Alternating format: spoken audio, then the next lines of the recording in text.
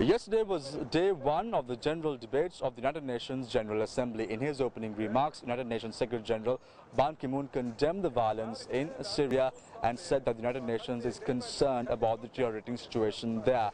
Addressing those present thereafter was the United Nations General Assembly President Wuk Yeremik. Just over a month away from the U.S. presidential elections, U.S. President Barack Obama opened his speech on a somber note and paid tribute to Chris Stevens, the U.S. ambassador to Libya, who was killed a few weeks ago. He also said that the Syrian president should step down from his post. I'm Rasooldeen reporting for News First from the UN headquarters in New York. US President Barack Obama accused Iran of helping to keep a dictatorship in power in Syria and said it was time to isolate those who made hatred towards the United States, Israel or the West their central political principle. In Iran, we see where the path of a violent and unaccountable ideology leads. The Iranian people have a remarkable and ancient history.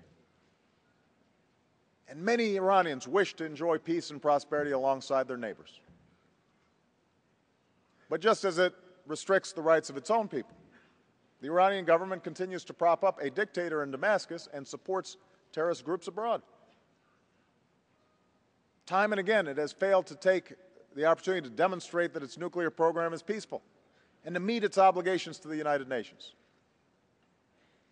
So let me be clear. America wants to resolve this issue through diplomacy, and we believe that there is still time and space to do so.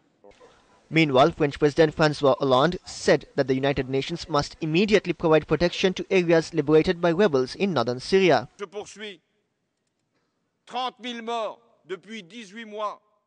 Still today, the suffering of the population continues. There have been almost 30,000 deaths in the last 18 months. How many deaths will we wait for before we act? How can we allow the paralysis of the United Nations to continue? I know one thing is certain. The Syrian regime will never again take its place in the concert of nations. This is why I have taken the decision on behalf of France to recognize the provincial government representative of the new Syria as soon as it is formed. De reconnaître le gouvernement provisoire représentatif de la nouvelle Syrie dès lors qu'il sera formé. Pakistan's President Asif Ali Zardari opened his address to the United Nations General Assembly by condemning the anti-Islam film that has sparked protests around the world.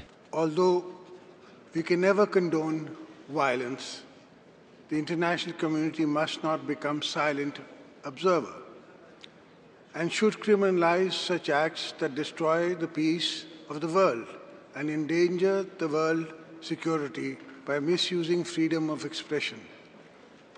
Pakistan moves the United Nations to immediately address this alarming concern and bridge the widening rift to enable the Committee of Nations to be one again.